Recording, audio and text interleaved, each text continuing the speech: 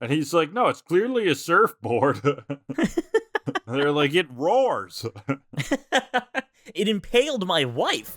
What are you talking about? Yeah. It twisted up her insides. It's the worst day of my life.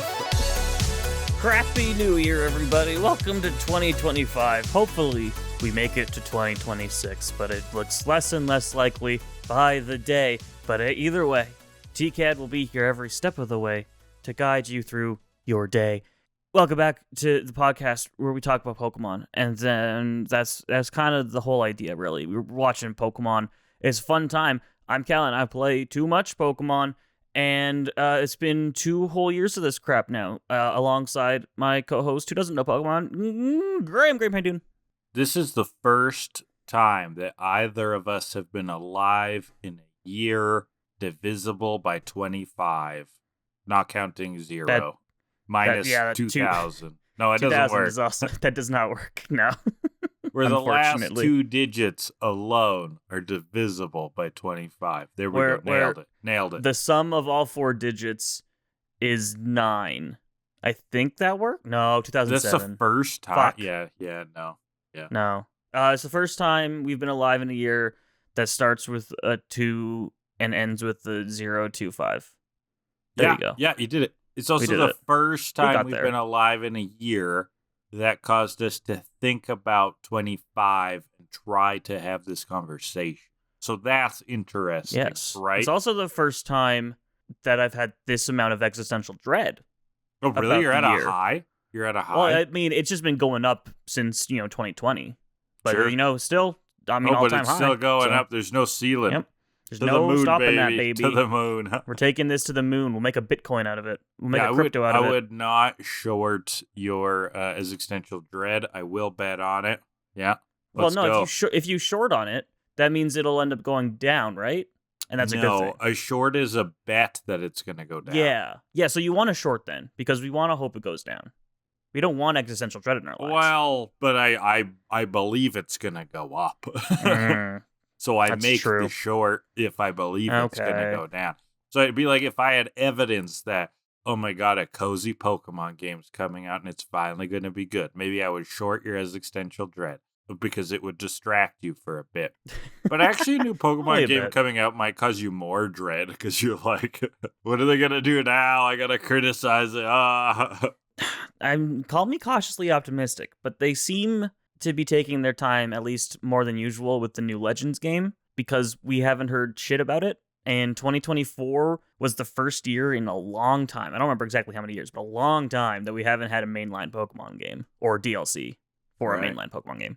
Yeah, interesting. So, okay. We'll see. This is we'll see what happens with that. Looks like it might be in a city or something. Yeah, the one that's supposed to take place entirely in Lumiose. Mm-hmm. And assumedly follows the same gameplay as Legends Arceus. So it'll be like Pokemon Assassin's Creed.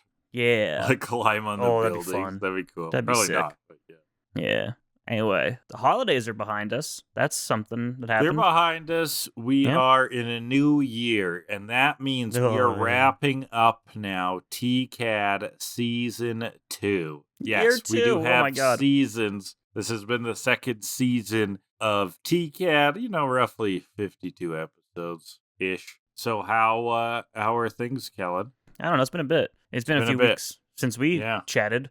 Last time we talked, between then and now, I have 100%ed 2 Zelda games. So that's cool. Okay. Yeah, nice. By the same developers studio. Yes. Finished up Echoes of Wisdom in a rushed December 23rd stream. We went to see some family, and then I got home, and I had less than 24 hours to deal with all the stuff I needed to do before I had to go home. And so I crammed in one last Echoes of Wisdom stream, finished that up 100%, and as far as I'm aware. And then for Christmas, I got Link's Awakening, and I 100%ed that within a week. So that was cool. Oh, that's why you were playing that. I didn't realize that was new for you. Okay, cool. Mm-hmm. Link's Awakening is actually like my go-to answer for favorite game of all time. Now, is it my favorite game of all time? Maybe not. But it's that one that's like, yeah, it's my favorite game of all time.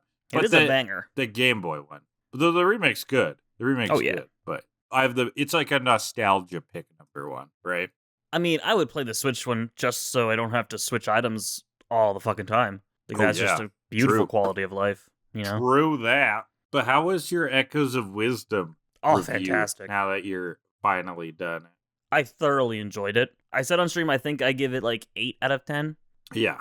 So, something like that. There's just like a few little nitpicks. I wish Zelda had just like some kind of weak melee attack. Yeah. To deal with little enemies around the field. I don't want to have to go dig into my Echoes menu. Also just to keep the game feeling a bit more fluid. Something like that could be nice, but... And the UI for selecting Echoes is a bit of a mess. I think the UI, because I'm with you on what I played of that game, like it's a solid 8, like it's a good 8, right? It's a good game. Yeah. But with some UI tweaks, like it could be a 9. Spoilers for Echoes of Wisdom. Not full spoilers. But the left D-pad button is only used for the automatons, Dompe's automatons. I never even used them. I really just did not find any use for them at all. And then the down didn't get used for anything. So I feel like those 2 buttons could have been used better. I think even just down being like switch back to the last Echo you had would have been great. Like a last channel button on the TV remote. For sure. But alas, no. Well, and like subcategories. So like a weapon wheel style thing where you could like sort them and then go through like 2 kind of layers of wheel, I think would be or even just like a favorites wheel. Or even just a favorites wheel, Pick your 6 favorites or 8 favorites, and then you can put them on the wheel and then go into that. I get that a straight line is sort of a wheel, but it's not. It's actually not a wheel. It's not a wheel. It's very different, actually. Yeah. And then my last one was that there's no way to call your horse. And then I realized after beating the game, when they tell you, hey, this is how you can find all of the echoes you missed throughout the game. The last echo I got was the carrot, which when you echo, your horse warps to you. And I wanted to scream because I don't know how I missed that. And I'm so upset with myself. That's hilarious. Oh, that my is God. really funny. I need to make a TikTok out of that. Because I can just see you like being visibly annoyed about that. I was so fucking annoyed. And then finding it and like, oh my God. Well, because I had the whole complaint that whole That's time. Such a and then I Bane of realized, Kellan moment. Oh my God, it was my fault. This isn't a complaint with the game. I'm just an idiot. That's fucking funny. That is funny. I mean, I've been addicted to some video games too, actually. Oh, yeah? But they're really random, actually. So one of them is like, why do I pick random games to play? A little bit, yeah. Okay, so one of them is a strategy game from, it's a few years back at least, maybe 4 or 5 even, called Into the Breach. This is by the studio that made FTL, like an indie studio. It's a roguelite, so it means you kind of play it over and over. But it's like this strategy mecha game where you're fighting off, like, I don't know, these alien things that are like taking over the universe. If you lose, humanity has a time machine. So they're like, ooh, let's abandon this timeline, try to save a new one. And you send one pilot back, and that's how it kind of keeps going, right? Every time he dies, like, you're just starting a new timeline, which is a really fun kind of flavor for it. But the interesting part of this game is it shows you where enemies are going to attack before they do. So you know exactly what the enemy's going to do on the turn, and then you are planning how to respond to that. So basically every turn then turns into a puzzle, right? Because like the information is all known. There's no hidden information. And it's a puzzle that you can solve. So it makes it extremely addicting because you're getting that sort of like puzzle solving brain burst every single turn. So that's been tough to put down, especially since like I've been playing a mobile port of it, which like, yeah, grown mobile, but it's a strategy game. It kind of works. And I discovered like if you have a Netflix subscription, they have free mobile games. If you have the app, it is weird, but they have like a game store on their app that but they're all free, like a game subscription. And Into the Breach is on there. It was, you know, I first heard of it was on PC and then Switch and stuff, but this Netflix version, not bad. So that's been fun. And then the other game I've been playing, another strategy game, absolutely terrible name, but it's pretty fun so far, called Unicorn Overlord. Sounds like it's a great name. What are you talking about? That is a brutal name. Like, I have trouble saying it because of the sounds. It's like Unicorn Overlord. Lord. I want to say load, overload. Unicorn Overlord. I have to concentrate to say that. Unicorn Overlord. You see, I fucked it up. Unicorn Overlord. Yeah, I want to say easy. Unicorn Overload. No, it's easy. It's all the R sounds together. Unicorn Overlord. Wow. You're a true. You control your tongue, Kellan. Yeah, tell that to the ladies. Am I Yeah, right? hey, oh, girl, go get them, buddy. Oh, okay. It's another strategy game. It's by Atlas. Developer is Vanillaware. They have beautiful anime art. The animation in it is gorgeous. And it's making me feel like I'm playing an older Fire Emblem game again. So that's very cool. The battles are sort of real time, but you can pause it at any point and then give commands and then they just play out. So it doesn't feel like an RTS or anything like that. It feels more like a turn-based strategy game. So I've been playing that on the Switch. And it's a pretty cool game too. Yeah. Cool. I don't play many strategy games like that. So neato. I think you played like one Fire Emblem, right? Part of one, yeah. Like Awakening. I don't know. I just didn't get into it. I can't really get into tactical RPG. Oh, interest. Yeah, I've played a lot. Anyway, we're at the end of year 2. End of season 2, yeah. Yeah, so we did a thing last year when we finished up year 1 where we went through our top moments of the podcast in the past year, and we thought it'd be fun to just do it again. So we each have a list of our top 6 best TCAD moments. We don't know each other's lists, and we'll go back and forth and see what lines up and see what our best moments are of the year. Why is it top 6? I don't know. It's because it's funny. I don't know. 6 is nice. So yeah. 6 Trivial Pursuit pieces. There's a reason for it, but I won't go in. But you don't get to know, so. Yeah. Factors into 2 and 3. 6, it's an okay number. Everyone's all on to 7. We're bringing 6 back. Yeah, but 7, 8, 9, so he's going to get canceled pretty soon. Oh, yeah, down with 7. Got him. 7's a cannibal. Right. Do you have your list ready? Shall we get into these? Yeah, you want to start? All right, I think you started last year, so I'll kick it off this year. My number 6 moment is the saga of Noctowl's long, girthy penis. Oh, cool. I don't have that one. Very good. Really? Yeah. I thought that could be your number 1. No, I'm not that gross. I'm a little gross, but... Yeah, we've been talking about how Noctowl is actually hung like a horse. Hung like a Noctowl is what they say in Johto, which is interesting. It's been a long saga, long-running joke, perhaps too long-running, but we'll see what happens to it. It's not funny at all right now, which actually means that I've got high hopes. Makes it funnier, that it's going to get funny again. Soon. Yeah. It's a cycle of funny. Buy in, everybody. Buy in on Noctowl Penis Saga. To the moon. We should make stocks based on our running jokes. Oh my god, it's a great idea. That's literally what NFTs are. No, but it's imaginary stocks. It's imaginary. It's a TCAT stock market. We won't That'd be so funny. Talk to a scam anybody. Gotcha. No. Well, we could, but we won't. We will. I don't know if we know how to, actually. That's absolutely right, yeah. My number 6 is a joke of yours. Your idea of having a 1984 remake with all Muppets, where Fozzie is, the Big Brother overlord, and he is trying to get everyone to laugh at his jokes, and that is the premise. That was a good one. That was on my short list. My number 5 was our dueling diseases list. Okay, in the Pokemon universe. Nice. I thought we had some real bangers in those lists. I can't remember a single one of them. Oh my god! I went first, and then you countered. Yes, then because I thought you didn't go edgy enough. Then Do you remember a single one? God, I listened to it the other day, and I can't remember any of them now. See, we both have bad memories sometimes. Yeah, apparently. I thought they were funny though in the moment. So yeah, go check out Pokemon Diseases sometime in the past. Well, my number 5 is actually the whole 4-episode run of the murder of Tracy Sketchit. Specifically, I wanted to call out Kellan's Pidgeot voice because it was crazy. Oh, I forgot about that part of it. It was just the screeching, and it hurt. strep throat of a voice. Yeah, that was I shouldn't have done that. No. But, say lovey. Sounded like your voice was some kind of mechanical device that needed oil badly.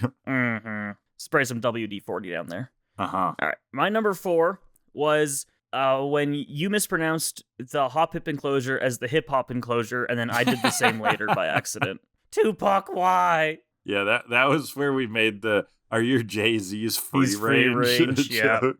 That was a good one. It's just the fact that I also did it later by complete accident. Hey, I feel like it's an easy one. It's a beautiful, beautiful poetry in motion. Well, my number 4 Number four Number 4 is when we were calling Entei a simp. That was also a good one. I like the idea that Entei, this like badass lord, has also donated like 200 subs to Pokemon. I don't care how expensive her cookies are. I love Pokemon. Oh, yeah. That was good. He's like a top donor every month to Amaranth. Ugh, gets his name on her thigh. Funny. Yeah. Gross. All right, number 3. The bewilderment and subsequent jokes about how Graham knows who the Costco guys are. That really surprised you, didn't it? That blew my mind. It was what's the word, like secondhand cringe media, because I've learned it from just Twitch streamers, which are cringy too, but some of them that I follow were obsessed with the Costco guys, and that's how I learned about it. So wild. Yeah, I agree that it was surprising or out of character that I was up to date on that. Well, my number 3 is the whole April Fool's Day episode where we got to switch roles. I actually like this idea of role-playing another person that I'm friends with. That's kind of funny. Is to be like, oh, I'm just going to act like this person today. Why don't we do that more often? Why can't we have like a hangout with friends where we're like, I'm going to be you, you're going to be me. Let's see how it goes. That would take way too much brain power. It sounds fun, though. Ah, it's crazy. All right, my number 2, Pikachu gets his organs stolen. Okay, nice. From the fan art list. How did I get to Tijuana? Brilliant. Pikachu wakes up in a motel. Yep, bathtub, stitches he's got across stitches. his stomach. That's dark. Because Team Rocket put him in a cooler for some reason. Yeah. That's where it came from. Yeah. Yeah. Well, my number 2, and I believe this is from this season, but it would be very close to the cutoff, was the Tracy the Kinda Homie jokes. Yes, where I had that one on my short list too. Running with this idea like Tracy the Kinda Homie that brings salad to a barbecue. Tracy the Kinda Homie that like... Put raisins in the potato salad. Tracy the Kinda Homie that like asks to see your baby and you kind of think he sniffed it. And you thought that was sort of weird. And then it eventually led to Tracy the Kinda Homie that kills people he's jealous of, which led into the murder mystery. Yeah. A whole through line is beautiful. Well, we've had no repeats on the list so far, but I don't know. Number one's the same. I feel like number one's gotta be the same. My number 1 is the Genesis and, again, subsequent appearances by new recurring character, Tony Cut Ya Dick. Yep, that's my number 1 Specifically, Urethra, my urethra. Yep, my number 1 is Urethra, my urethra, and the whole Tony Cut Ya Dick. Tony Cut Ya Dick is the best character we've ever Tony created. Cut Ya Dick is the Mafia's Moyle, for those who aren't caught up. He's part of the Mafia, and he specifically circumcises new babies, and that is his slogan, Urethra, my urethra. And Smeargle, apparently. Yeah. He also circumcises. It looks like a dick, it acts like a dick, it's a dick. It's a dick, oh, cut it. Urethra? More like my urethra. Oh, I gotta put that on a shirt. Oh my god. And you and I are the only ones that buy it. Oh man. What a nice trip down memory lane. Yeah, we tripped all right. We did. Many trips, good or bad. Shout us out in the comments what your top moments from season 2 were. I would like to hear that, really. And next year, if possible, what I would like to do is source moments from the audience and get an audience's top 6 as well. Ooh, that's a good idea. I think that'd be fun. We need more people, though. So like and subscribe. Tell your friends. Tell your friends. All right. Should we get into the episodes? We haven't talked about what episodes we're doing today. Yeah, what are we reviewing today? Today is episode 206, Rhydon, and 207, the Kecleon Caper. So let's just get into 206, Rhydon, before we waste more time. Would you call these filler episodes? Absolutely. Okay, but they're kind of fun in a weird way. Yeah. They're a little weird, but they're fun. They're very weird, yeah. So, the sun has just come up. It's beautiful, dewy morning on the lake, camping. Pikachu and Togepi get up. You know, they're kids. They got to go play. It's very cute. But what's that poking out of the water? Weird. Pikachu sees it. Horn. Yeah. Yeah. Ash comes out and it emerges. Oh my god. It's a Rhydon. Out of the lake. lake. The water. a real Loch Ness situation because now Ash is trying to convince Brock and Misty that he saw a Rhydon. And they're gaslighting him to cut forward, and he's like, you did not see a Rhydon. Rhydon's a rock Pokemon. Well, he's a ground Pokemon, right? Both. Oh, rock ground. Okay. Yeah. And Misty's saying rock Pokemon can't live underwater. Ooh. What about rock water Pokemon, Misty? Have they been discovered yet? Well, they're the fossils. Oh. Ammonite and Kabuto, yeah. Oh, so they kind of have. They've met them. Exactly. Well, I guess you're right. I mean, you are more knowledgeable about Pokemon than Misty. Apparently, yeah. But you also have the advantage of being outside of the world, and you can investigate it from many angles. Yeah, of experience. So she's 5 years old. I guess 15, 15 extra years. Yeah, sure. But yeah, so it was a Rhydon. How could it live underwater? And then a pretty girl comes in being like, very easily, which, that's my line. Come on. That's my kind of joke. Oh, I like this girl. This is Pietra. Yeah, it's a play on Petra, I think. It's supposed to be, which is something to do with rock. Of course, Brock wants to flirt with her. Enough about the Rhydon. Tell us about you. If you haven't had a morning beverage by now, can I get you a nice cup of tea? As delicate and stimulating as you? Misty fires away. Hold the tea and cut the baloney. Jackass. Would have been a good time to say jackass. Cut the baloney, jackass. Come on, doesn't it sound good? Jackass. Yeah. So, apparently, a nearby Rhydon has learned how to use the move Surf. And this is that Rhydon, apparently. Okay, Kellan, you know what to do. What? Well, what is this about? Like, can it learn Surf? Yeah. That's what I'm asking. Yeah, it can. Yeah. You know what to do. Bring the knowledge. It can learn Surf, yeah. Oh, okay. That's the knowledge, yeah. But it can just learn Surf. Like, since Gen 1, you could teach it Surf. And it was always kind of that weird, like, wait, what? Okay, Pokemon so it was a strange thing. You wouldn't expect it to know Surf. That's kind of funny. It doesn't make sense. Like, why could you surf really on it? Funny that they made an episode about that. About what could have been just a weird little programming error. And also, like, how is this thing buoyant? It's pure rock. How can it stay afloat? That's a good question. Maybe it needs some real big water wings. Yeah. Well, how do moves work? How does Surf work?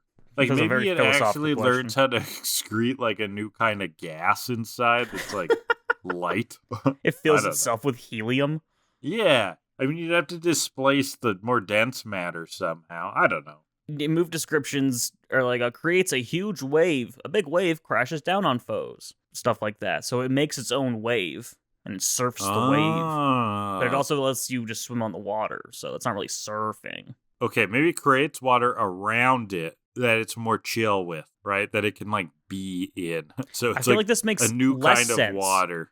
Rock water. Because it's a why does Rhydon have any kind of water power? That just makes less sense. I don't get it. Maybe it ate a Remoraid, and the Remoraid is actually creating the water from inside of his stomach. Oh, man. I like the idea that it just has like big water wings and an inner tube and goggles. It's got pool noodles. Yeah. That's what happens when it learns Surf. Okay, here we go. Little Fan art flippers. list. Fan art list. Rhydon's overly cautious day at the beach. Yeah. He's got water wings and like a little donut, Yeah. A larger Mama Rhydon is putting sunscreen on the rocks. And there's too much on the spike instead of on the nose. Yeah, typical. Yeah, exactly. Oh, beautiful. Well, okay.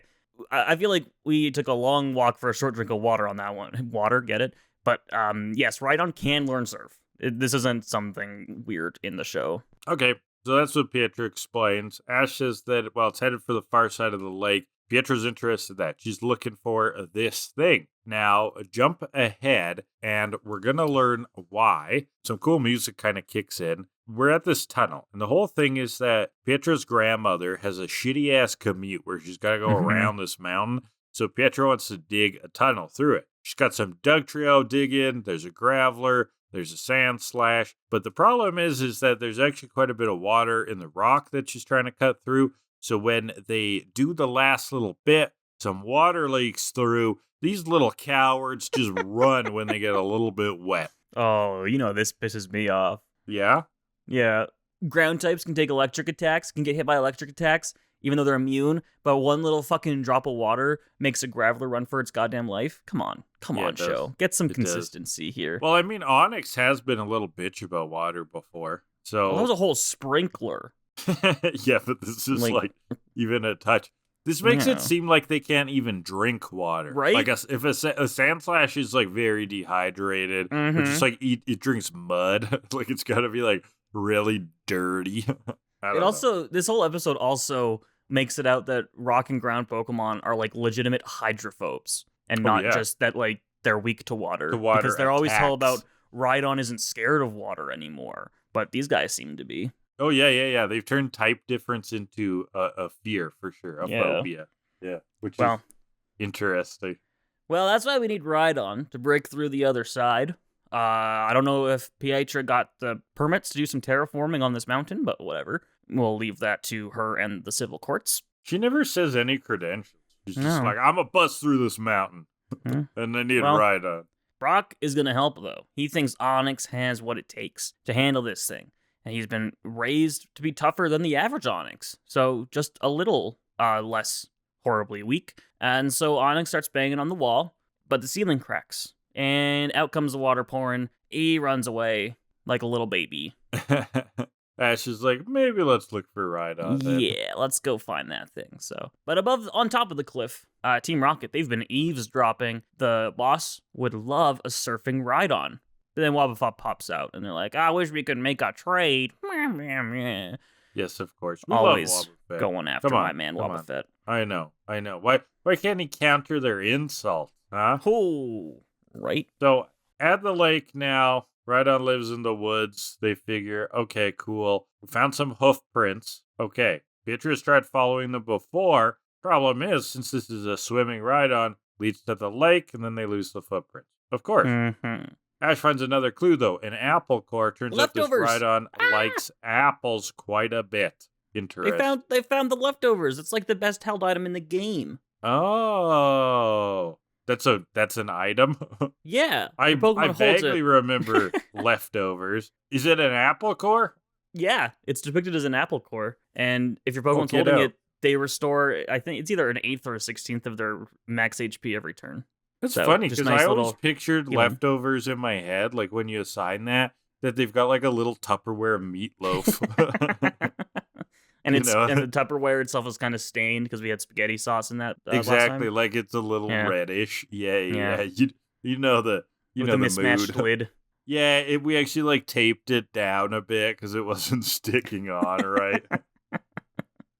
Just some dirty meatloaf.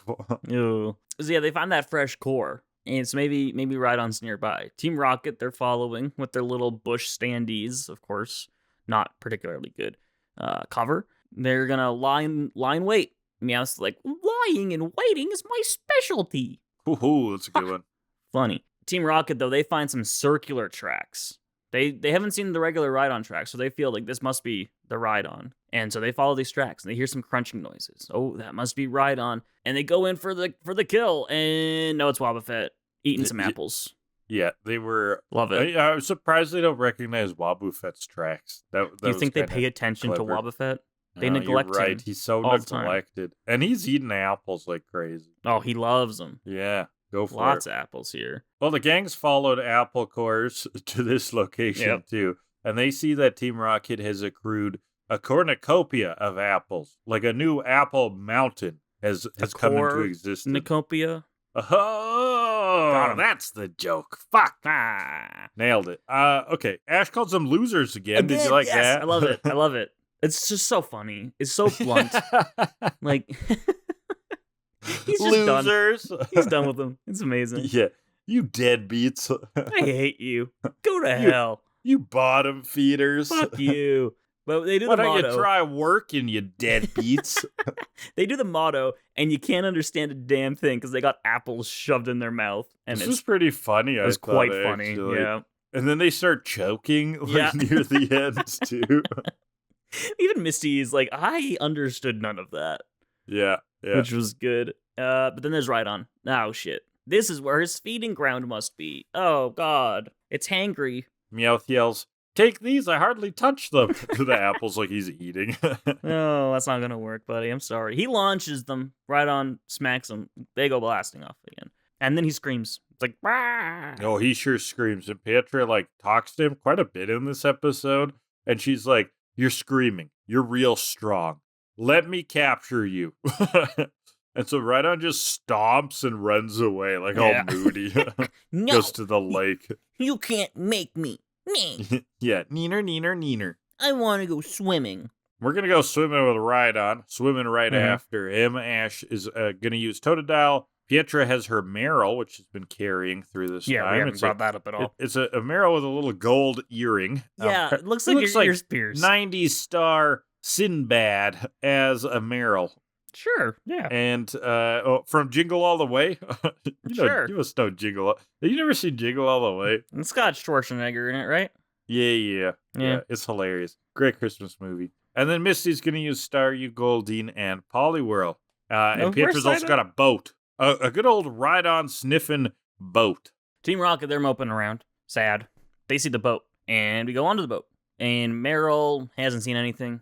Totodile isn't really looking. He's just practicing his backstroke, having a great time. That was cool. I like the mood of Totodile. He's just Do we have anything in? I mean, we've got like the side characters ball in the forepaw, but like, yeah, something special about Totodile's like nonchalance would be nice. If we could evoke that onto other Pokemon too, you know? Because when Totodile's doing the backstroke and everybody else is stressed, I'm like, hell yeah. Well, the thing is with that is that like Totodile is one specific Pokemon that we don't even see every episode. I know. So it would have to be a mood that other Pokemon can latch onto too. It goes into the sidekick category we have, so I think it's okay. I'm sure it'll be okay. We'll survive. I'm sorry. But he smacks into Rhydon's drill thing and doesn't know what it is, so he bites onto it. And Rhydon comes I up. don't know what something is, I bite it too. Yep. And Rhydon emerges, and Brock's like, it's Rhydon. And Ash goes, and Totodile. Yeah, I thought that was Ash. Fucked. Really? I wonder if that's what he actually said in the Japanese. Like, Totodile was there. You were watching you Totodile. Saw it. You scolded Totodile. 3 seconds before he bit onto Rhydon. So, I don't know. Rhydon starts spinning his drill, which the G-forces then kill Totodile. Yeah, his stomach actually flies through his eyeballs, which was quite his grotesque. eyeballs through his butthole. All his organs go every which way. I hope I never shit out my eyeballs. That's one thing I hope never happens. So that's my 2025 resolution. Yeah, don't shit out my eyeballs. Not to shit out my eyeballs. Exactly. So the Pokemon all try to surround it, corner it, so it can't get away, but it gets away. It just dives under them. Yeah, it goes deeper underwater. Yeah. So all the Pokemon then follow it down, diving. But Rhydon has this like move. Okay, not only did he learn Surf, he also learned Whirlpool, I guess. Because his horn starts spinning and creates this giant whirlpool. Ash is yelling, get out of the water! But first, he sees the giant whirlpool and Ash goes, what's that? Yeah, he doesn't understand it at all. Oh, Jesus. So all the Pokemon die from this whirlpool. Their corpses floating up. Yeah, they wash ashore later. Yeah. And so what do? We have no idea. Well, look over there. Rhydon's come ashore over on that little island. The apple trees, that must be his feeding ground. He got over his fear of water so he could go eat all of the delicious apples. So he didn't learn Surf from an HM. He learned it because of hunger? Yeah, that's bullshit, because Rhydon only gets it through HM. But he learned it because of hunger, Kellan. I mean, hunger will drive a Pokemon to learn anything. It may have been kicking around somewhere, the HM. Yeah. So you don't buy this at all. You think he did find the HM? He had to have. That's the only logical explanation. I would like a deeper conspiracy, because like they typically don't just find HMs. Like someone did this to him. So what is the backstory of someone who did this to this Rhydon and abandoned?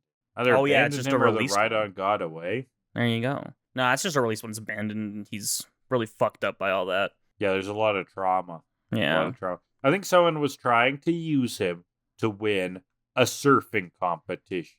Okay? But then people were like, that's a Rhydon, not a surfing board. And he ditched them. So cruel. Why would you do that to Rhydon? I don't know. That'd be a bitchin' surfboard. Just a whole Rhydon. Hell yeah, dude. And he's like, no, it's clearly a surfboard. They're like, it roars. It impaled my wife. What are you talking about? Yeah. It twisted up her insides. It's the worst day of my life. She no longer has 2 intestines. She has just one really long one.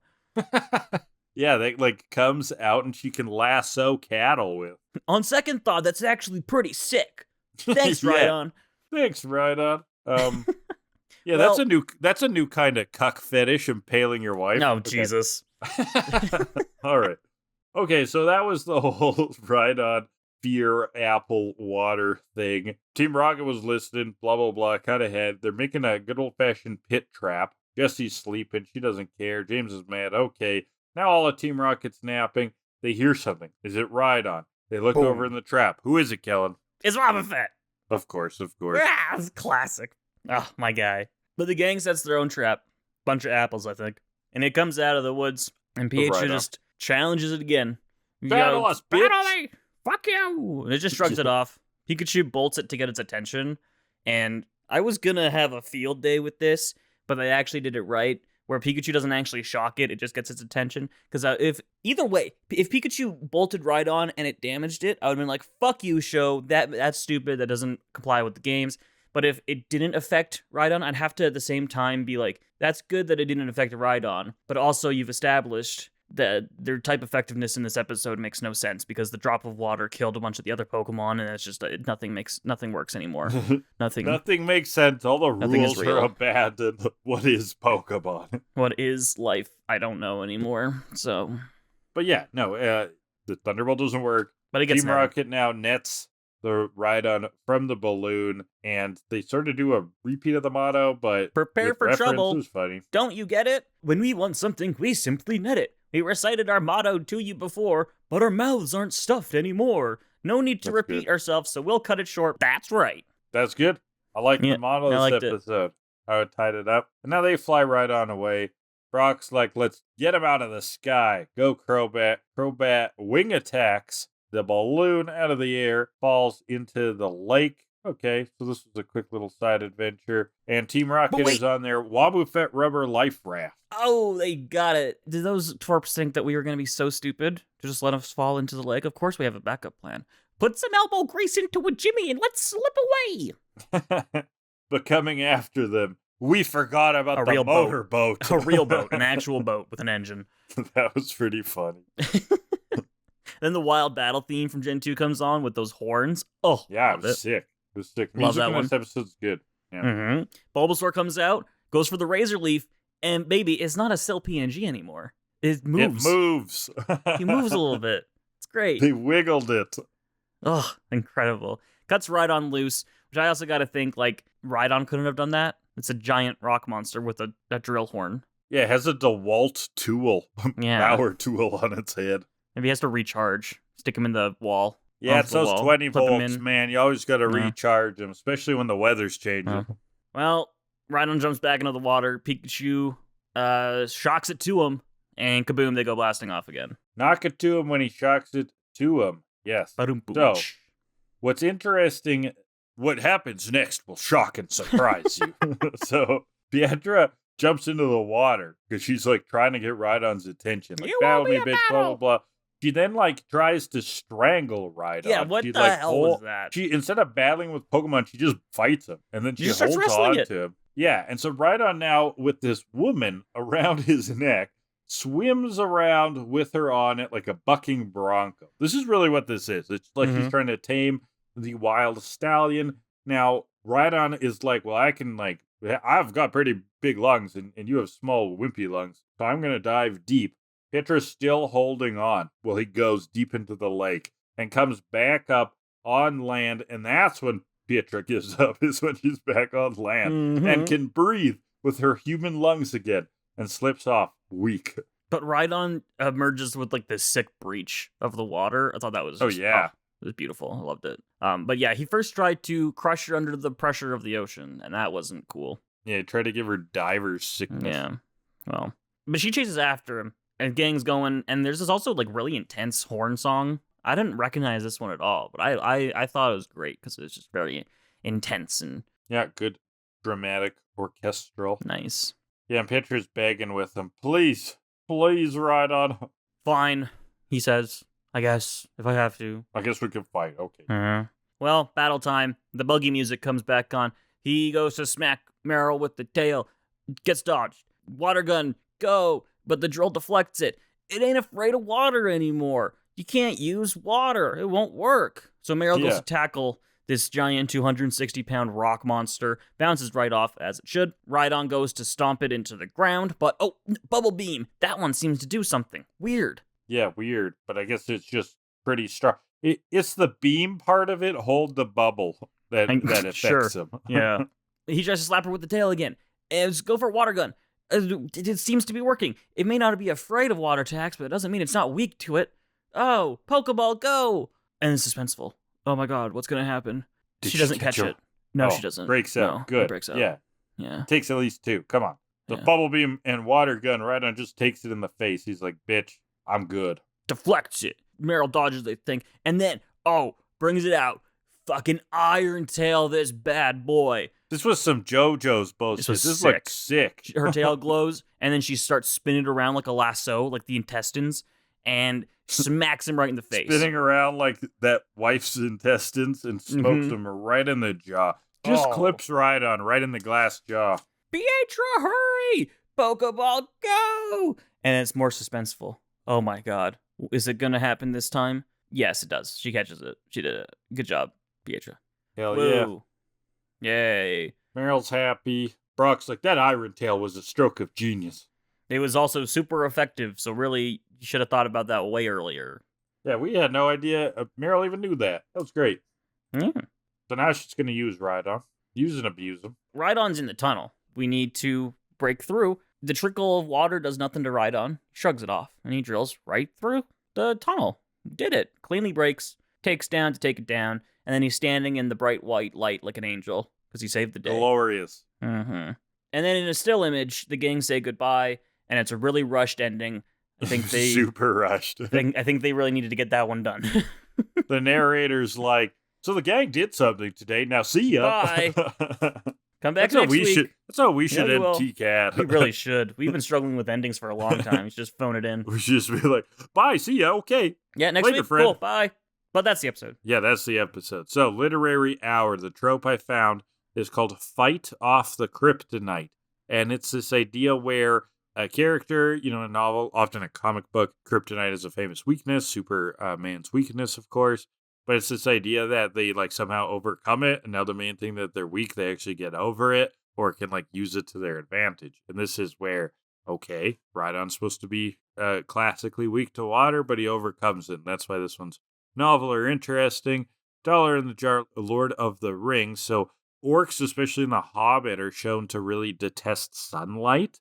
But suddenly in the Two Towers, they're out and about during the day. And that's the new kind that Saruman is breeding, and the Uruk-hai there, they can go in the day, they can go in the night. They don't give a fuck. Right. So they've overcome that. And then there's a villain in JoJo's Bizarre Adventure, specifically part 2, called Battle Tendency. That the villain's name is Cars. And spoilers, at the end of that, he becomes the ultimate life form. And you fight at the end of Sonic Adventure 2. That's cool. Yeah, live and learn.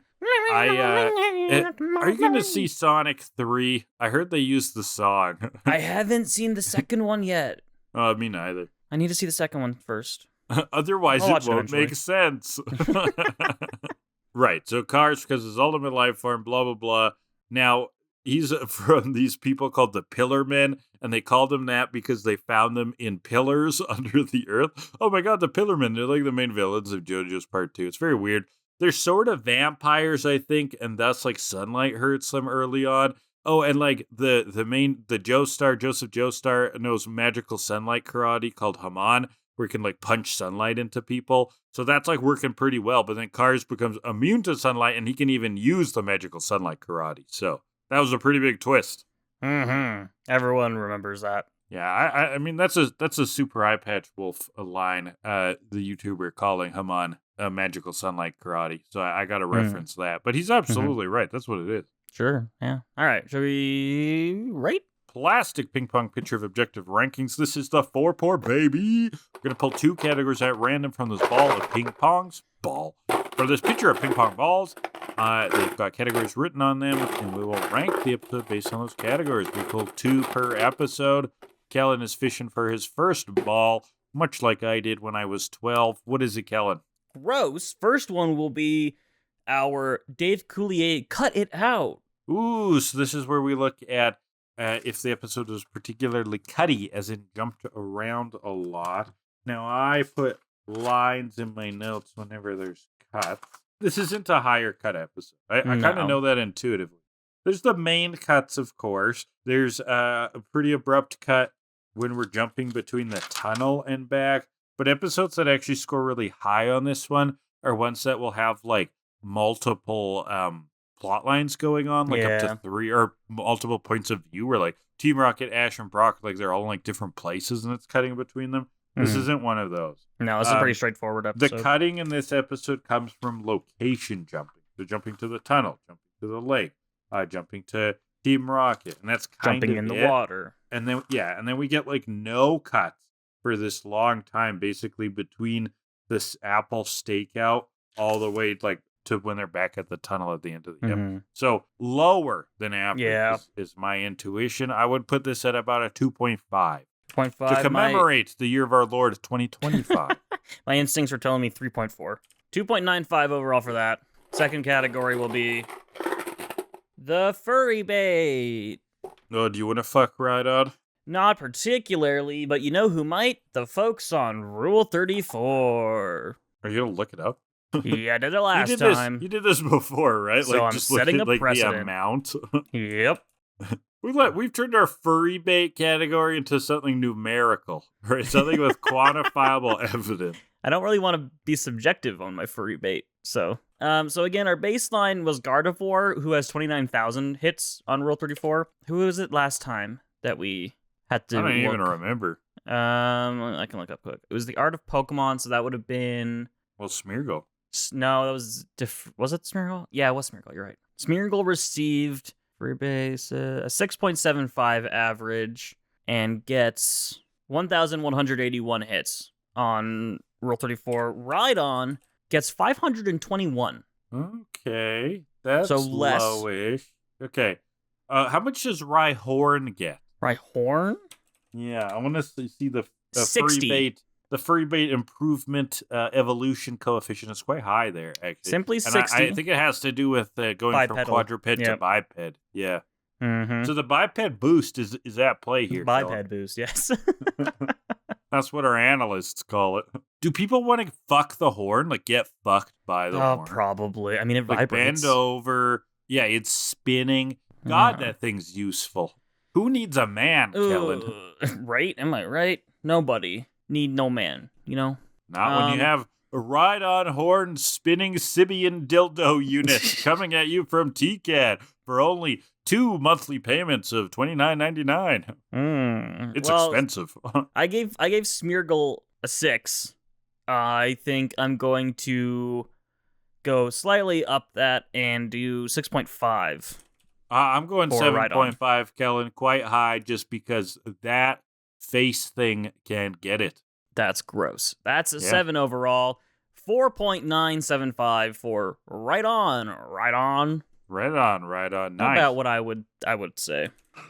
Hi, me in post here. While editing, I realized that somehow I got my numbers confused in our discussion and thought that Rhydon's 500 whatever was a larger number than Smeargle's 1,000 whatever, and thus gave it a higher score than I gave to Smeargle. So I am going to retroactively, I know this is unprecedented, switch my 6.5 to a 5.5, which will change the overall score from a 4.9 whatever to a 4.725. Just so y'all are aware that I'm not that stupid that I didn't catch this mistake. I'm just really stupid in the moment. So enjoy the second half. Let's get into 207, the Kecleon Caper. Weird little episode, kind of fun. Well, it's a sunny day. But there's something that's going to overshadow us. Not the move sunny day. Just a regular, it's an organic sunny day. A natty sunny day. But something's going to overshadow us. It's a big blimp. Or as Brock says, technically it's a dirigible. Technically a dirigible. I mean, we did that before, too. We said they were zeppelins. Now, what's a dirigible? A dirigible is just like the overarching category, isn't categorization. It? Yeah. Is it not? We're so right. It's a zeppelin. Like, dirigible then contains, is a superset that contains zeppelins and blimps, right? That's what I think. I think you're right, yeah. Yeah, you search up dirigible on Wikipedia, it takes it to airship, also known as dirigible, and then in that terminology has like blimp and zeppelin.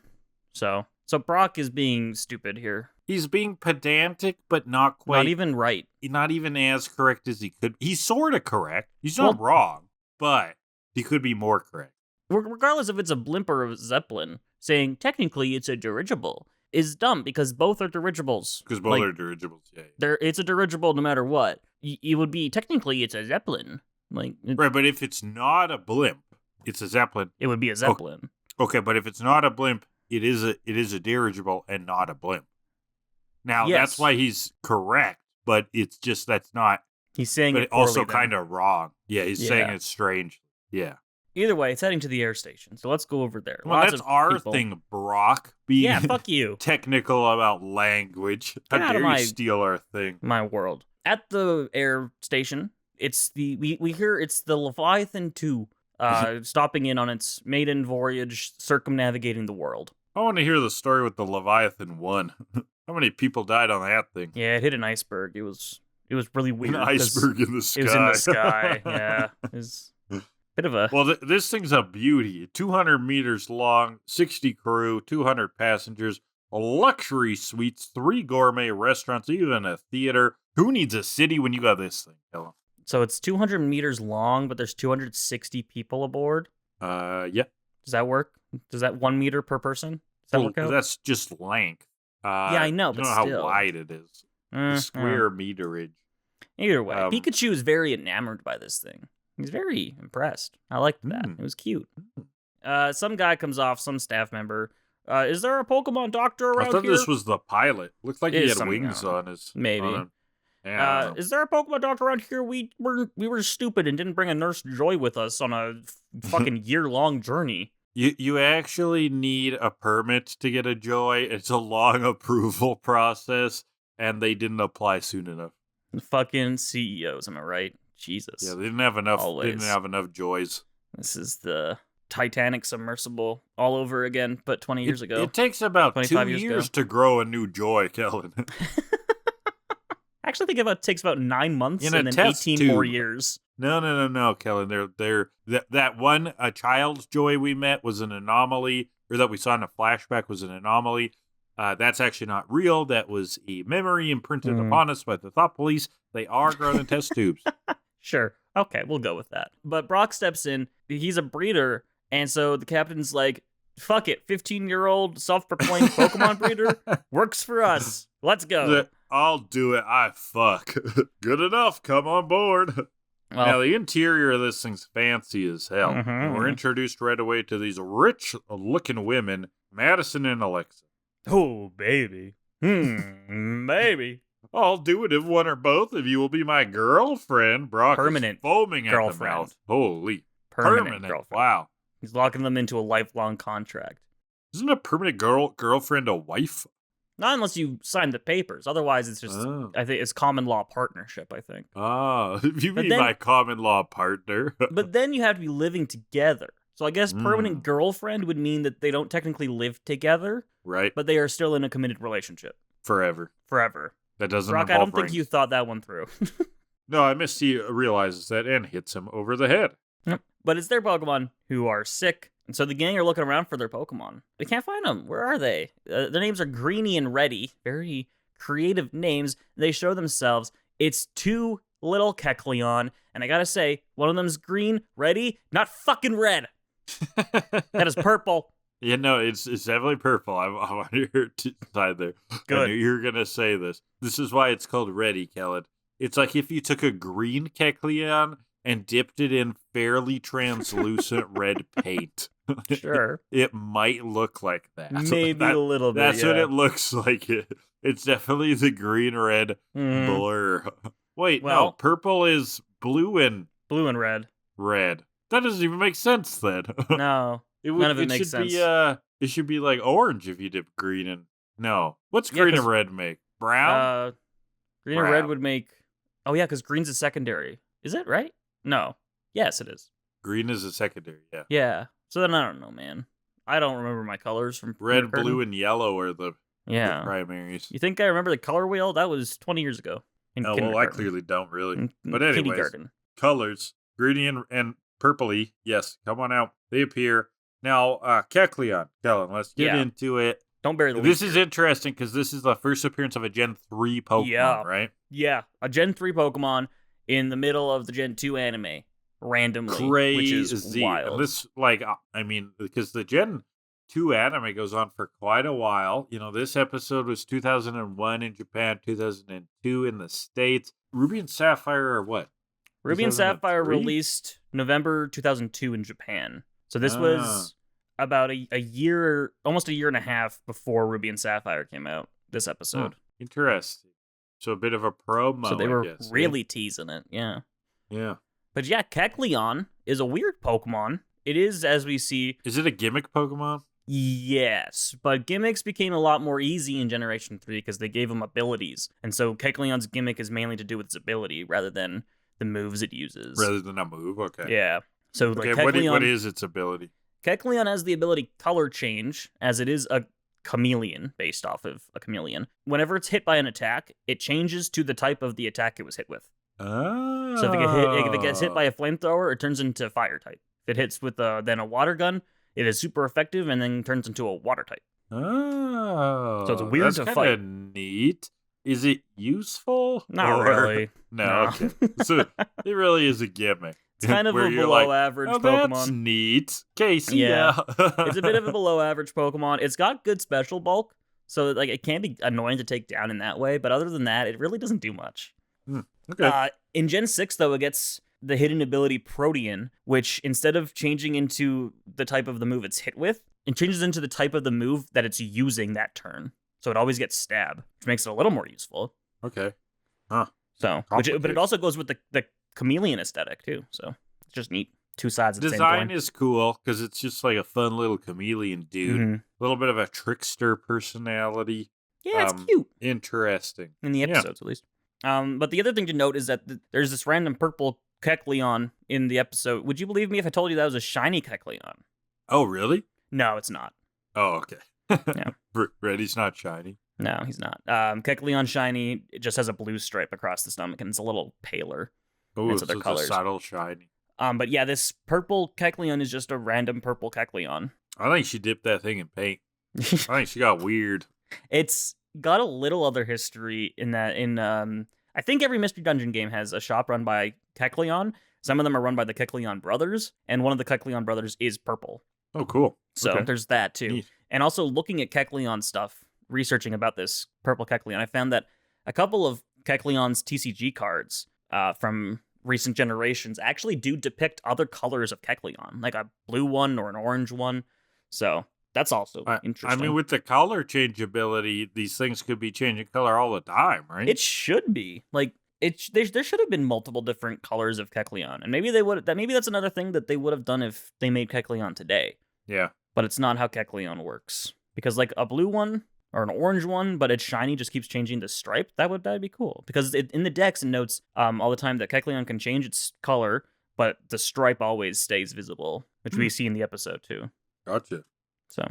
Okay, well, let's jump back into the episode. Yeah, I know you were fascinated by that. I'm not bored. I'm very stimulated. So, Greenie and Reddy, they're airsick, basically. They've got some motion sickness. Blimp was Brock's fucking rocking around last night. Oh, sure was. Went through some turbulence. Talk about a cockpit, am I right? Talk about a cockpit. Noctel's ready to party. Okay. Hey. So Brock has a home remedy, gives Kecleon something to settle its tummy, so some ginger. Well, Tommy. And Brock's special Vita Burger, full of vitamins. They're back to new immediately. The fuck's in that burger? What did you put instantly. in What did you put in that, Brock? Give us the recipe. We'll see if we pull 4-pour. Don't think it's FDA approved. Shuckle juice is flying around. Mm-hmm. You got to the blimp. We're tracing it. It's crossing borders. When I talk miracle cure for that ball, this is what I'm talking about. This exact thing. Yeah, crossing borders. Well, they're back to new. Team Rocket, though, they're just on top of the blimp somehow. Yeah, and they're admiring how big it is. James is like, you could play soccer up here. Meowth's like, why would you do that? It'll fall off. If you and James is like, well, you could play baseball up here. And Meowth's like, you're going to chase a foul ball off of this? James trying to figure out what sport you could realistically play on this blimp. I like that bit. That was fun. What is a sport we could realistically play up there? You got me thinking about cockpits. So shuttlecocks, so badminton you could play up there. I feel like 100-meter dash. That's your best bet. That's it. Yeah. Yeah. You could do it twice. It's 200 meters long. Oh. They said. Good memory. So there you go. Jesse thinks that this could be a new base of operations. If we steal this blimp, it'd be much better than that stinky old Meowth balloon. So let's go to the cockpit. You insult the Meowth balloon. Right? So yeah, they break into the cockpit. No one's there. Start the engine. None of them know how to do it. How do you even use this thing? They all point. They figure out this plan, and then they all point past the camera and go right ahead. And then they just stand there for a minute before realizing, oh, none of us know how to fly a blimp. Well, this plan is hot air. Okay, new plan. We're going to steal all the loot on board. They can't fly a blimp. They don't know how to start flying this blimp, but they've already flown a Zeppelin. Remember? Going to the Orange Islands. Yeah, that's true. They flew a shitty Zeppelin and crashed it. Yeah, that's true. They should have known it. Yeah. Interesting. Continuity. We don't care. So, we cut away the Kecleon. No, I mean, I know you care. I meant we as in the show, representing the show. Gotcha. The Kecleon, they're running around like the 3-year-olds. Kecleon are better. They're running around. The pilot's going to take them to the quarters for a nap. Okay, interesting. This pilot's doing an awful lot for these random Kecleon. Okay. Madison and Alexa, they just are admiring Pikachu and Togepi, and Brock's like, I got cute Pokemon too. You want to see my Pokemon? This is Pineco. Isn't he really adorable? Kaboom. He's got a dynamite personality. That's a good one. And so in their room, the door opens. The Kecleon, they're going to be tricksters. They hide against the wall. Oh, they disappear. Camouflage. Team Rocket comes in. They're looking through the women's stuff. Oh, look at all this pretty jewelry. Meowth hasn't seen this since he watched late-night cable television. Yeah, but the funny thing about the jewelry is they're all talking about how they could sell it, how crazy cool it is. James is like, and I could use the box for my bottle caps. It is a nice box. Yeah, and then Kecleon tongues it. Kecleon tongue punches the box. Yoshi's it right into his mouth. Interesting. Meowth, furious. You've got no right stealing what we stealing. You have no right trying to steal the stuff we're trying to steal. They try to open his mouth up. Jaws of life, you know. Yeah, they're pulling on his jaws for dear life, and it is not working. The pilot runs in. Excuse me, is there a problem? Meowth's like, yeah, it's that jewelry we're trying to steal.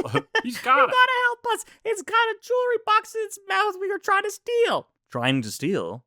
Meow. No. But also, this guy has like a giant bowl of caviar, I think, ready for the Kecleon. Like thousands of dollars worth of caviar. It was a mountain. I think Madison and Alexa throw money around. Oh, absolutely. You know? These Kecleon are spoiled brats. They're also like, they kind of have like illegal pet trade vibes to them, right? Like, they do not know how to keep these things happy. Like, they shouldn't have them. You know, they kind of have that vibe. This is a Hoenn Pokemon in Johto, so... Oh, exactly. Yeah, you're right. So Team Rocket runs, Kecleon follow, but they're invisible, so we have no idea where they're going. We see Madison and Alexa, they're also admiring Totodile and Poliwhirl, and Brock's like, wait till you see Onix! Misty has to stop him, though. Onix will... Use your head. He's 200 meters long. Brock's like, I wasn't talking about that snake. Oh! Gross. We've had too many penis jokes this episode. Staff come in, they debrief the women on what's going on. Another staff member says a Kecleon broke into this handsome gentleman's suite and stole a first aid kit. So you guys got 2 hours to find these Kecleon, because that's how long it's going to take for us to finish refueling and get back in the air. Which is unfortunate because the last time the Kecleon disappeared, it took the police a week and a half to find him. Well, we don't got the police. We got one thing better. 3 10-year-olds. I mean, 2 10-year-olds and a 15-year-old. They got combined 35 years of life in them. So, you know what? That works for me. Yeah, so they can give Team Rocket 35 to life. Let's go. Got him. Team Rocket is stealing uniforms and fantasizing about stealing those Kecleon. But how Meow's talking about how, okay, we'd get the Kecleon, we'd bring it to the boss. The boss is like, this is all you got me? I want more. And then the jewelry comes out of its mouth. Big heroes. Incredible. So we're searching. The gang walks right past a Kecleon, and we can only see it by the little red stripe. Pikachu thought he saw something, though, and tells Ash, oh, yeah, there's Greenie. But he runs away and hides on the ceiling, and the gang run right past him again. And that was adorable. I loved that. Yeah, very good. Very good bit. Team Rocket's looking around. They find Reddy in a crate. They just like, find this crate, open it up. There's Reddy. He's got a box in his mouth. Interesting. But it's not the jewelry. He's got a first aid kit. Interesting. Maybe it swallowed the box and needs first aid. That's a great joke. And there goes Greenie. They realize, oh, that's the one we want. And Reddy runs after him, too. And so Team Rocket hides inside of a box, inside of a crate, when they hear the twerps coming, because the twerps overheard their squabble with the Kecleon. And so they go in too, and Brock, looking for the Kecleon, just goes, come out if you're hiding. Great plan. Good line.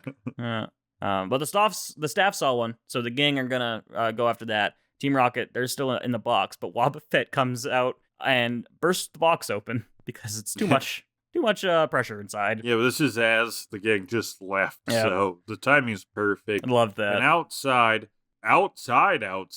Greenie is on the outside of the blimp, okay? And Brock's like, I got him. Runs up with a ladder on the side of the blimp, runs up this ladder, reaches out. I have to do something to win their love, or at least their pity. A tinge of self-awareness. He jumps onto the blimp side, and Greenie just scampers away, climbs up onto the roof, leaving encounters poor Team Brocco. Rocket on the other side. They chase it around until Kecleon has led them to about 45 degrees to the side, and Team Rocket slips right off again. Yeah, sort of this perspective bit where it's like, we got you. Nope, we're on the side of the blimp. Like a Wile E. Coyote kind of thing. And so Greenie comes down. Gotta go after it again. Inside the station, again, Brock, where are you hiding? Where are you hiding? Misty this whole time just being like, Brock, that's not gonna work. That's stupid, Brock. What are you doing?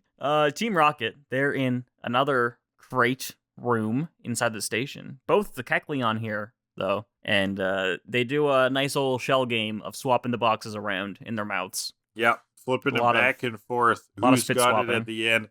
Team Rocket's confused, and James just goes to explain what shell games are. Using bottle caps as a metaphor. You can put bottle caps under shells and then move them around, and you gotta follow. And then like, why did you tell us that? Because it's hard. He brings out his bottle caps. He's like, I know what to do. This is perfect. Watch my bottle cap. I'm gonna put it in this hand and in this hand, and I'm gonna mix it all around. Which hand is the bottle cap in? And they're like, we don't know. He's like, yeah, it's hard, isn't it? That was no help. Attacks him. It was just a trick my grandpa showed me. The Kecleon are out of it. Yeah. They're gone during this whole kerfuffle. The gang and Team Rocket finally encounter each other, crash into each other. Prepare for trouble. We're taking those Kecleon to our boss, and our Pokemon gang is your loss. And the staff guy from before sees them in these uniforms and says, oh, those are the suspicious characters from earlier. Finally, someone who recognizes them in different clothing. Who can see through disguises. We did it. It's refreshing. Oh my god. But he calls them suspicious characters, and James is like, no one's ever accused us of having any character. That was nice. That's funny. Nice. Wheezing out, smokescreen, Noctowl, blows it away, but Team Rocket have escaped, so the gang's gonna split up. Brock has to find these Kecleon so bad for the ladies. He's fantasizing all about them again. And zoom out of his fantasy. He's fawning, foaming at the mouth, feverish. Kecleon standing right in front of him. But we have to talk about the fantasy, because in his fantasy, he is on all fours, and the girls are petting his head. Oh, yeah. What the fuck? That is weird. What the fuck? But yeah, the Kecleon are just standing right there. It's like, oh, how embarrassing. Brock is definitely the type of guy to, like, have, how do I word this? Like, sexual fantasies that aren't obviously sexual. Like, he's not just, like, doing it in his fantasy, you know? It's like some weird thing where he's, like, dressed up as a baby and being spoon-fed mushy peas, you know? And somehow that's sexual. Like, it's gonna be something like that. Every time they need to go to a Brock fantasy, they go to a new member of the production staff and ask them for their craziest fetish and incorporate What's your deepest, darkest secret? Yeah, the Kecleon are right in front of them. Oh, how embarrassing. Realizes then it's the Kecleon, but they've ran. So we got to chase them. They're heading for the front door, and they run into our trap. The staff and the gang, they have them surrounded. Big circle. What are you going to do? Oof. Not much, actually. The sisters just, like, talk to them. Like, we're not angry. We're not in trouble. Whatever. Yeah, we're not going to scold you. We just want you to return the boxes. Okay. Team Rocket, though, they're there. They're like, hi, no, we have those Kecleon. Now they're ours, even though we've never so much as touched them. Give us Kecleon. Okay, so okay, comes well, out. everyone's out in the open, so we might as well have a fight, right? I like this exchange, because they're like, Ash is like, you're not taking anything without a fight. You'll get what you deserve. And then Jesse with, like, this super aggressive line of, we deserve everything we're going to get, and so do you, twerps. I was like, whoa. Jesse, that went hard. Wow. Yeah. Well, Arbok comes out, Bayleaf comes out, the wild Pokemon theme with the horns comes in. Arbok dodges a Vine Whip, goes for a tackle at Bayleaf. Poliwhirl comes in, though, to headbutt it out of the way. And then it's time for the Kecleon to jump in. Victory Bell, do your thing. Eats him. Not that thing. Use Razor Leaf. Kecleon are, like, tailing, smacking. Not quite a tail whip. They're hitting them away with their tail.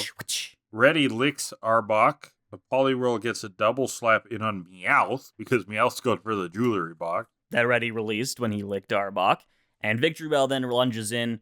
Greenie licks it, releasing the first aid kit again. Brock catches that. So Brock did something, guys. He did something. He did something. For the old mustachioed man, not Madison and Alexa, but that's what you get, Brock. And then both the Kecleon Psybeam, knocking Team Rocket into the wall. And Ash tells Bayleaf to send him out on the Vine Whip Express. And she does a nice big so long gay Bowser to Team Rocket. And it's pretty fucking epic. I loved it. Whips him into the moon. It was great. Now, this part I liked a lot. The ladies, for whatever reason, they return the first aid kit to the old man, who then reveals that inside of it is just one pair of heavy-duty toenail clippers. I don't want to see why he needs specialized toenail clippers. Oh, they're fierce, Kellan. It's a little scary. These toenails could slice your bread in the morning. Oh, don't even.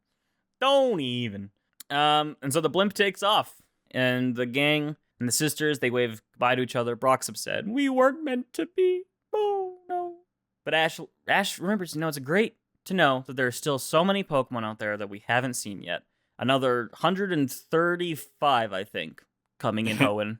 And that will be all of them forever. Forever. Yep. Definitely not another 700 something. 600 something. But we're back on the trail to Olivine. That's where we're going. And they talk about, the differences between traveling on air and on foot. Much different in the air, but we don't get to meet so many people and see towns up close in the air. That's good. And you can't get airsick on the ground. Some real 90s sitcom ending on this episode. Yeah, great more humor. Than normal. Yes. What a joke. Yeah. Oh, brilliant. But the narrator does close it out with a nice one about they're continuing on, blah, blah, blah, with their feet on their ground and their spirits flying high. It's like, feeling good. Good tie-in. I like that. And that's the episode. Before we move on, we had a question from Tristan. I wanted to talk. He wonders, do you think that the anime introducing Kecleon was the right Gen 3 Pokemon to use for a special episode for a random tease of a Gen 3 Pokemon? Was Kecleon the right choice? I honestly don't know Gen 3 well enough to comment, because I did not play it as a kid. I skipped that one. I have played Emerald on an emulator, and I liked it, but I really don't know the Pokemon very well from it. In terms of Pokemon from Gen 3, I feel like Kecleon has to be one of the kind of quote-unquote teases, because, it is kind of gimmicky. Like you see it in the anime then, and you're like, ooh, I wonder what that thing's going to do in the game. Because it is weird, and it does that makes sense. It does serve a purpose in the progression of the game, because you find them as invisible objects that you can't Ooh. Get rid of until you get the Steven's goggles thing. Right, so they have like campaign relevance. Yeah. The only other one I can think of that would make sense to kind of be the tease in an episode would be the cast form, because it changes forms with the weather, and so that could have been an interesting one to pair in with like weather. More, yeah. But I think Kecleon was a solid choice. Well, I mean, it feels right too, just because the show has also been. I think it's been toying with the idea outside of Ho-Oh when they were teasing Johto stuff. Like it wasn't like you don't pick like the biggest and baddest or most useful Pokemon. You just pick some like weirdos. You know, you pick like Snubbull or Donphan, like some stuff that's got some curiosity of design in it. Right? That gets the people thinking. The things that'll make you look forward to what else is coming in the next generation. Yes, exactly. Yeah. So I think Kecleon does a good job at that as well. So yeah, like you don't want to. I mean, Ho-Oh is the big exception, but you don't want to reveal Rayquaza right off the bat. They also didn't even reveal Ho-Oh. They were just like, oh, this mysterious bird flying across the sky. They don't identify it or anything. True. You have to know that that's Ho-Oh to know it's Ho-Oh. Could be just a big turkey. Yeah. Was it released around Thanksgiving? That'd be cool. That's what it actually is. It's about the pilgrims. It really.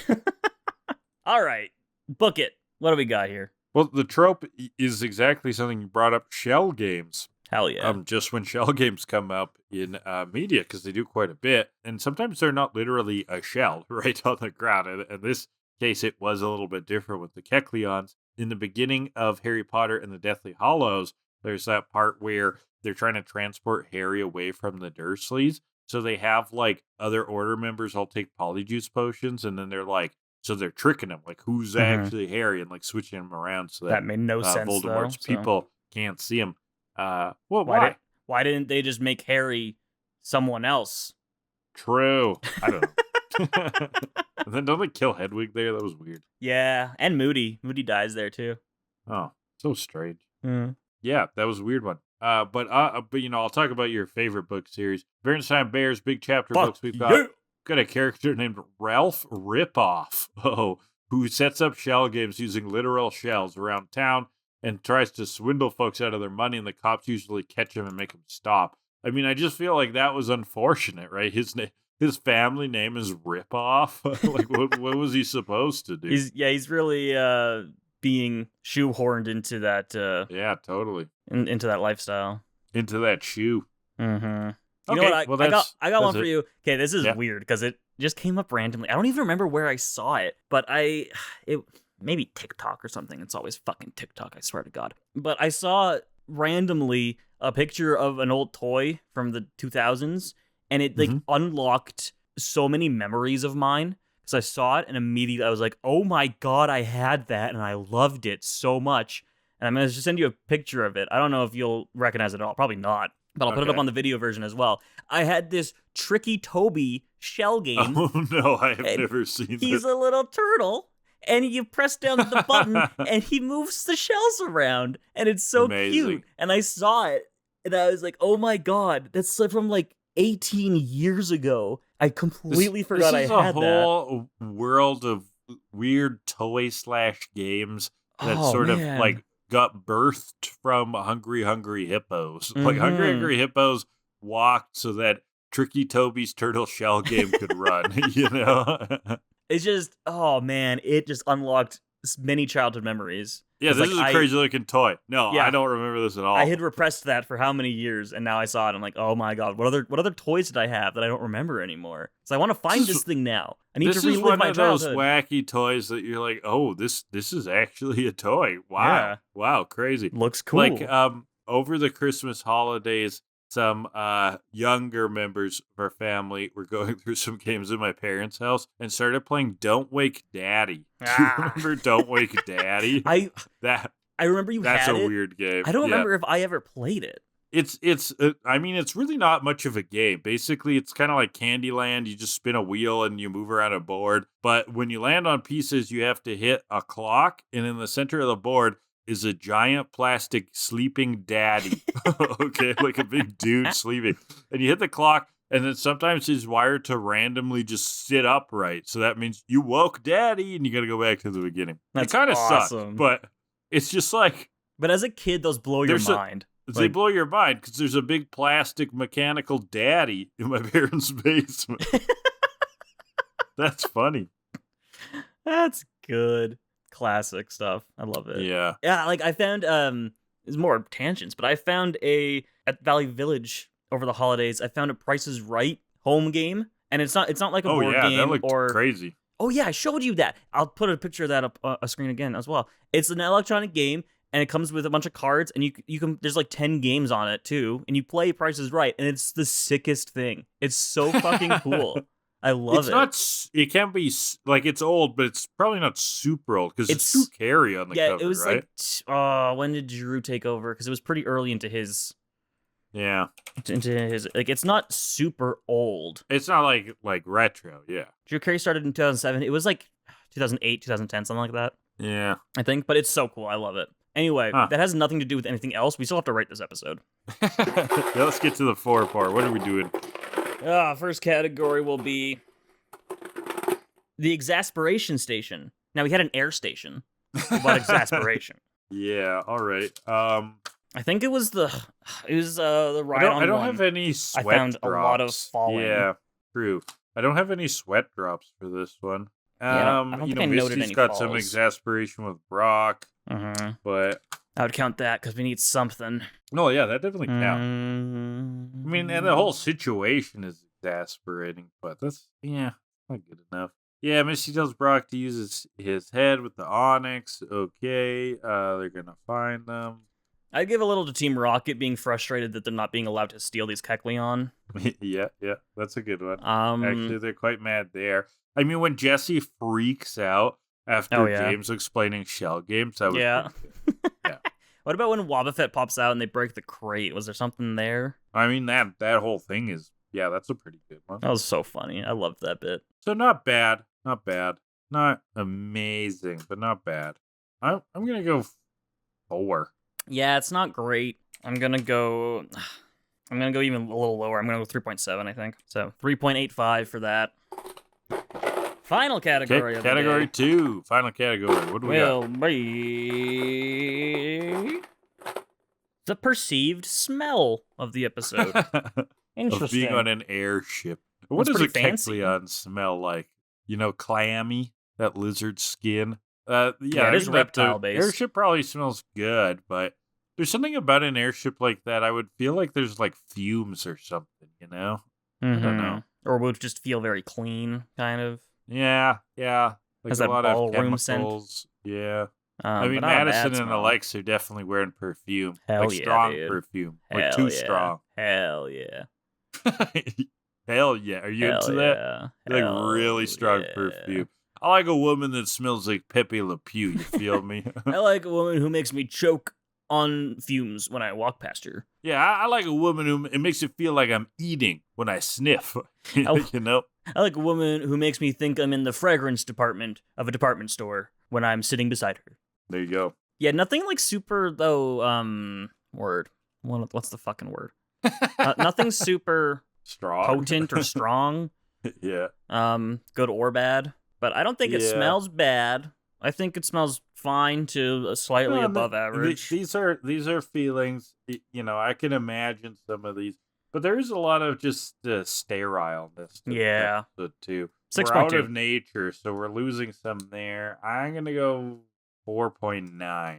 0.9. So it's mostly Maddie and Alex there carrying it. That's 5.55 for that. Overall, for the Kecleon Caper, then, that is 4.7. I'd give it a little more, I think.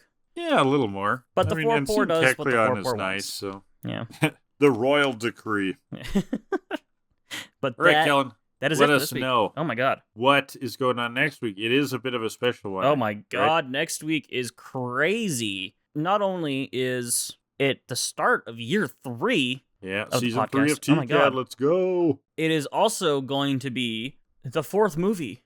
We're going to look at Pokemon Forever. Celebi, Whoa. the voice of the forest. Or I've in Japanese, never seen this movie. Celebi, a timeless encounter. Ooh. Because she's all about time. I actually kind of like the English one better. Yeah, it's fine. Voice of the Forest. That's pretty good. And the poster shows Suicune, so Suicune from that first Johto episode could be coming back. We'll see. Interesting. We'll see how that goes. But it is. I think this movie was a big deal, but I've never seen it. Yeah. I've seen it, but it's been a while. It's been a hot minute. But that is next week. Okay. Well, thank you for listening today. Leave your comments. Shout us out. Everything. Let us know what your top moments from TCAT Season 2 were down below if you're watching on YouTube. And on YouTube, we're on the Hydra Leech channel, it's called. If you're listening on just plain audio formats, feel free to email us. You can also ask us questions there. It's 2killadelibird@gmail.com. Also, that same handle, 2killadelibird, is on Twitter and Blue Sky, if you'd rather give a shout-out to there. Intro and outro music is 80 Synthwave by Alexi Action. Kellan runs a TikTok, Hydra Leeches, it is called, and then a twitch.tv/Hydra Leech does some fun streams. It's great when we get people in the community hanging out on there. Anything I missed, Kellan? I'm going to try to do some actual, Pokemon on Twitch soon. Yeah, what game? I got some things planned. I think I'm going to do some Coliseum. When I get to it. Interesting one. Yeah. A bit of a weird and left field one. Some TCG possibly as well. Okay, that could be cool. I would like to watch that. Oh, yeah, you better. I'll hold you to that. Okay. But no, that's it. If you're going to interact on Twitter or Blue Sky, please make it Blue Sky. I would love to just abandon Twitter at some point. Yeah, if we can let that platform burn. That'd be great. Otherwise, no, that's pretty much it. Any predictions for 2025? What's going to happen this year? In the world? Yep. Elon and Trump are going to fight each other, actually. They're going to tear it apart, and a new country is going to emerge in the middle of the ocean, just called X, okay? And it's going to be the worst place ever, and we'll ship all of the incels there. And then they'll make their own, weird little Lord of the Fliesian island planet of just incels, and it's, the worst place ever. And we reclaim the continent of North America. And it's glorious. I'll go the other way. I think Trump and Elon have a baby together. Ew. Good night, everybody.